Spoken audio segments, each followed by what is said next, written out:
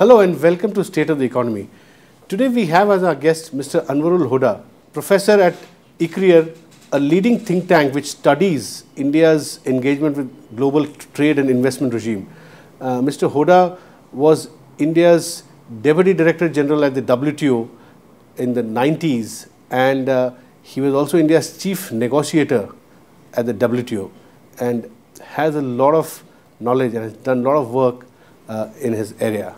And today we'll be discussing with him this government's growth strategy, of which Make in India is a centerpiece, and we'll talk to Mr. Hoda about Make in India.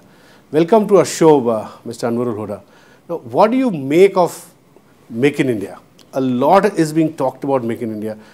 Recently, the RBI governor also gave his comment on Make in India, saying that he would prefer that it is called Make for India rather than Make in India. He also argued that an predominantly export-led strategy for India may not work at this stage as it did for China in the 90s and the 2000 decade. So what do you make of Make in India? As far as I can make out, it is an initiative to expand the manufacturing sector in India. And I see it as something that has continuity with the initiatives taken in the previous government, the UPA government. The manufacturing policy. Yes, because they had also announced the new manufacturing policy with the intention of raising the share in the GDP of manufacturing from 15 to 25% in 10 years, which was somewhat ambitious. But it was in the same direction of improving the competitiveness of the manufacturing sector, and this could be for domestic as well as export. Absolutely, naturally. Absolutely. You mentioned about how much of it can be for exports. We need to expand manufacturing not only for exports, but also to supply the goods to our own country. For domestic consumption. Okay. At present, we have very large imports of consumer goods being made in other countries and being imported in India. Like in electronics, for instance. Electronics, as you know, that one electronic product, which is the handset, we are importing something like $10 billion worth of handsets. So you're saying that the RBI governor's point is valid to some extent when he says it should be Make for India, although there's an overlap between Make for India and Make in India. Well, I will not sort of emphasize the difference between Make for India and Make in India. The prepositions do not make a difference. The idea is to increase the contribution of the manufacturing sector to the GDP, whether it is for exports or for domestic consumption. That is a separate issue. That would pretty much cover both. That's right. Yeah. Okay. So tell me, according to your understanding and all the studies that you have done, what would it take to make in India happen? Well, we have to address the weaknesses which have affected manufacturing in the country, and which have also been the main reason for which the foreign investors as well as the domestic investors do not find India an attractive destination for investment in manufacturing. We have to address, and one reason why other countries such as China have forged ahead in manufacturing is because there has been a tremendous inflow of foreign capital in manufacturing.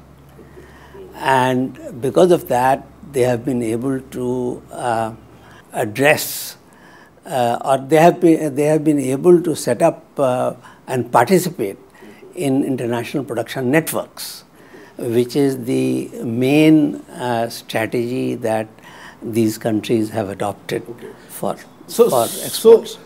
So you're right. So if we implement Make in India in a robust way, you are suggesting that that India could also become part of the global value chain for a large number of products. Yes.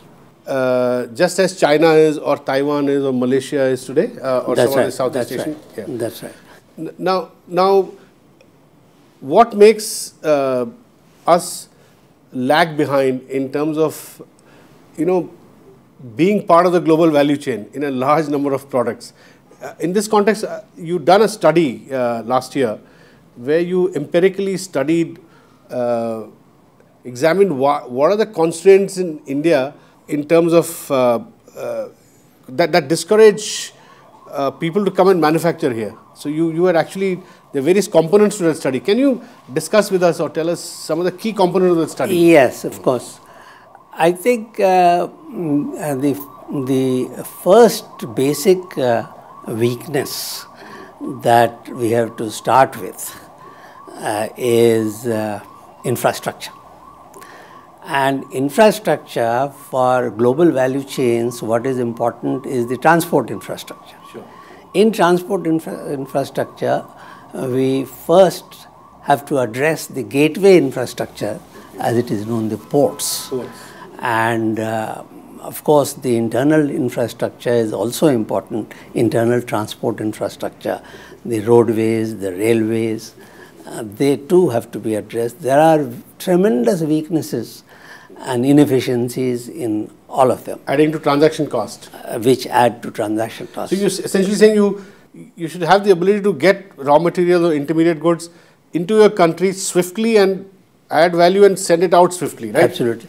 You see, global value chains necessitate the import and export of goods. And sometimes the same component has to be imported and exported a number of times. Yeah. So if your ports are not good, if they take a long time for goods to enter and to leave, then to that extent it would add to the transaction cost and it would become incompetitive as far as the global value chain. Can you give us one example comparing India with, say, China or India with Malaysia, some of our East Asian competitors, to illustrate this point of yours? How difficult or how transaction costs in India while you import raw materials and add value and export, how India is yes, it lags. First, the reasons why the costs are high when the goods are imported. The main reason is the quality of ports. There has to be a big sort of cushion between the capacity of the ports and the amount of goods that are coming, and that cushion is not there at present, as a result of which sometimes there is congestion and the vehicles turnaround time is much more. This is the ships, the turnaround time is much more. In India? In India. How much is it compared to, let's say, China or Malaysia or other? I would rather give another figure. You know, the quality of infrastructure and infrastructure services has a big effect on how much dwell time is there for the goods when they come in or go out. Now in India, it is about 9 to 10 days. It takes 10 Import days to import and Yes. then re-export. No, only to clear the goods. Clear the goods and bring it to your factory. In the customs and other things, it takes 9 or 10 days on the average. Yeah. Okay. Whereas the global standard in countries which is there in China or Malaysia or Thailand is 2 to 3 days. And how much cost does this add to our goods when it takes 10 days? It must be adding to the cost, right? Well, generally the economists have calculated that 7 days delay adds 10%, is equivalent to 10% tariff. So you're saying that whatever tariff that you're importing the goods at, you can add 10%. This adds, yeah, this is like imposition of tariff. Okay. Delay in the so clearance of this goods. amounts to shooting yourself in the foot. That's right. Yeah. And sir, tell me, besides this, one factor which everybody talks about in India's context, global investors, is the uncertainty of the tax regime, right? Retrospective tax, which Mr. Jaitley has also often spoken about. Now, uncertainty as to the tax department uses its discretion to decide what is the real value add that people are making here. There is no predictable rule for determining value add. So, is this a big problem? There are two aspects of this. First, some of our competing countries, their corporate taxes generally are lower than ours. In East Asia, including China, it is 25%. Ours is in the range of 30%, 33% corporate tax. Over and above that, we levy a higher duty on foreign investors if they are not incorporated here. Nearly 10% higher. Yeah. Absolutely. It's about 45%. So, you're saying that these two, they need to be aligned? In addition to this, there is what you mentioned, the taxation environment. In foreign investors are unhappy with paying much higher tax. No, one is the paying higher rate, and the other is the uncertain, unpredictable tax environment. Okay, these are two separate issues. Relating to transfer pricing and things like that. And also, in one case, as you know, retrospective taxes, which have made it unpredictable. Absolutely. And it has not really that created a completely different set of problems. We'll take a small break here. Please don't go and keep watching RSTV.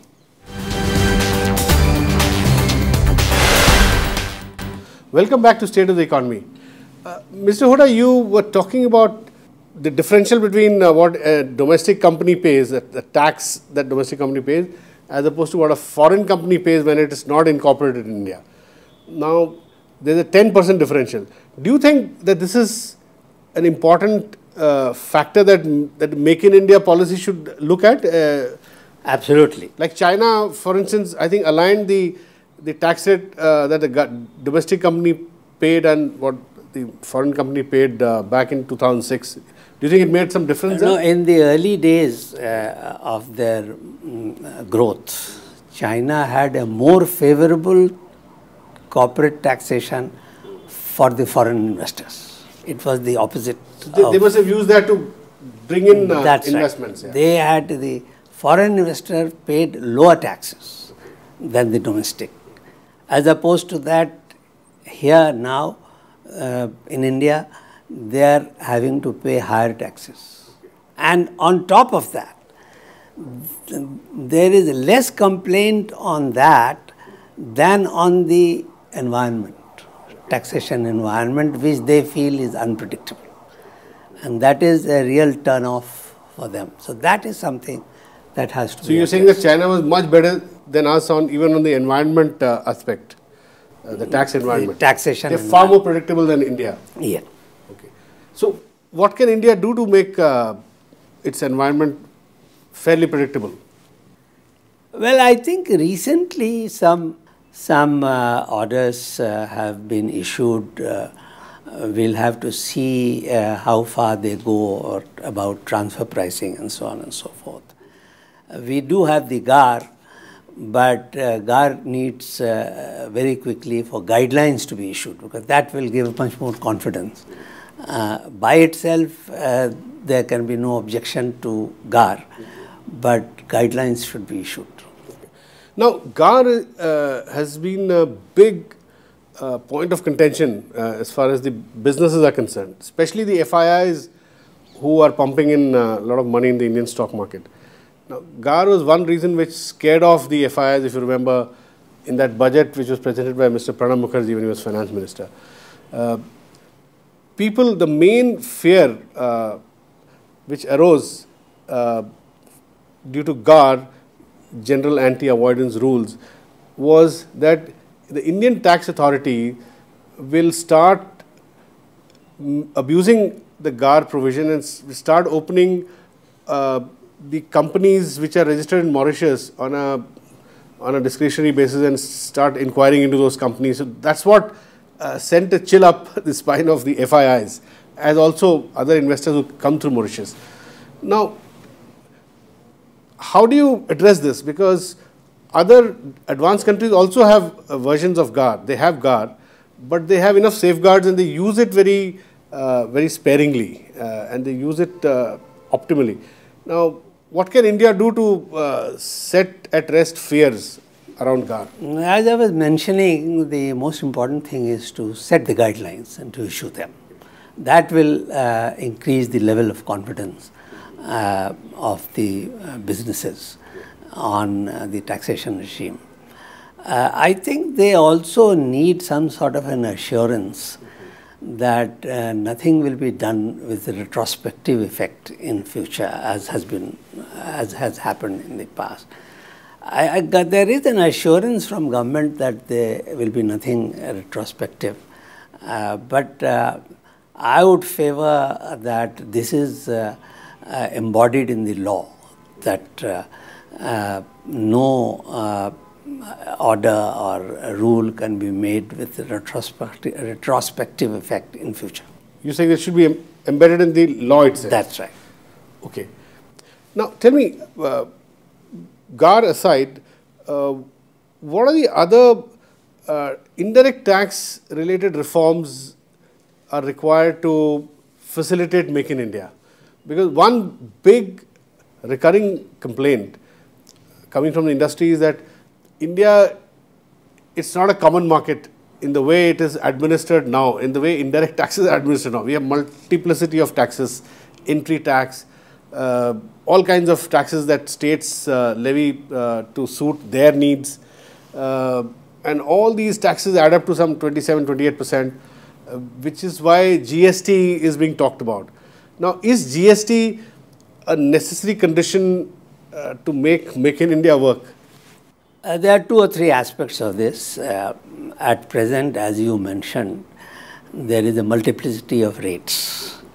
Then there are taxes levied on interstate movement, the central sales tax. There is the tax levied when the goods enter a certain area, like the entry tax.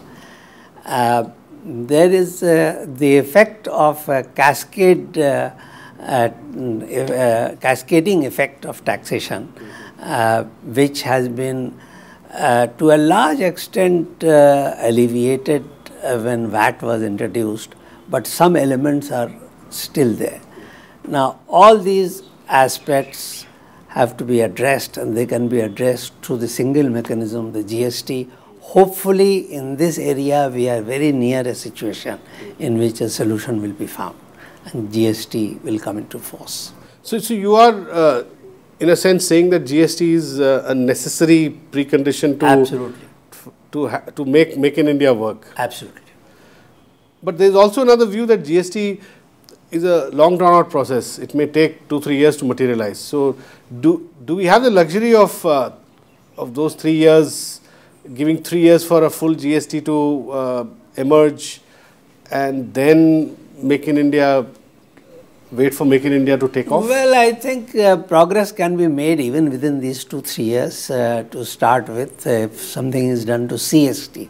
Many people complain about the levy of CST, the central sales tax, at the border, and they say they think that is a really big impediment. So I think some progress can be made even within the period during which the full rollout is delayed. Okay, some progress. So you essentially you're suggesting that you can even take an approach where piecemeally you resolve all these issues. Absolutely. Instead of wait for everything to happen all at one time. Yes. Is that what you're suggesting? Yes. Okay. Now I come to a bigger question, sir. Is it, this is again an issue raised by the RBI Governor Raghuram Rajan. As a policy, does it make sense to focus so much on manufacturing when your real competitiveness may lie in, say, services and other areas. So how much attention should we give to manufacturing? And there's another view which the Economist magazine recently articulated, that today manufacturing will not provide probably the same level of employment as it did maybe 40 years ago. Technology has progressed to such an extent that a lot of areas in manufacturing are not employment intensive. So how do you view this macroeconomic argument? It is true that manufacturing today does not provide that much opportunity for the employment of labor as it did in the past.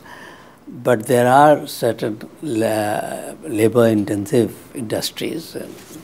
You know that the most important are those in which we have a comparative advantage, like garments, like footwear, like electronics. And I think it is possible to for the manufacturing sector to provide employment to a large number of people. But as against why we need manufacturing for these jobs is because factory workers, vast numbers of people who want employment are those who have studied up to class 8 or even class 10. For them, it is not possible to go up the ladder and become information technology experts to go in the services sector. For them, it is imperative that opportunities are there provided from the manufacturing sector, because they are suitable only for that. There is a very large segment of the workforce which has the abilities which are geared only for the manufacturing sector. So it is important that this manufacturing sector is unleashed in order to provide employment for them.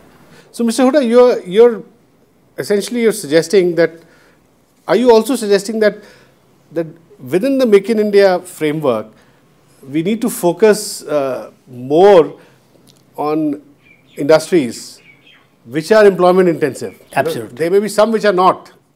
So do you think there's a need to prioritize? Like you said, garments is very employment intensive. Like labor intensive industries should be the focus, or should be the primary focus, or should we just follow a kind of omnibus policy? Anything that comes our way should be encouraged? Or I would say that the focus of our policy to expand manufacturing should be on providing jobs. And so therefore you are suggesting that it should be in labor intensive should be the focus. That's right. I mean, we can also expand industries in which not so many, which are technology intensive. Okay. Like defense, for instance. That's right. Defense may not be labor intensive, but from a national security point of view, from developing our own indigenous industry, it is Make in India could have a priority, make defense also a priority, right?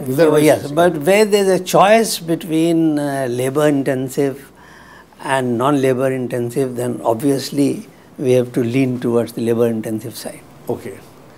Thank you very much, Mr. Anwarul Hoda, for talking to us. That's all we have in this edition of State of the Economy. We'll be back with you next week. Thanks for watching.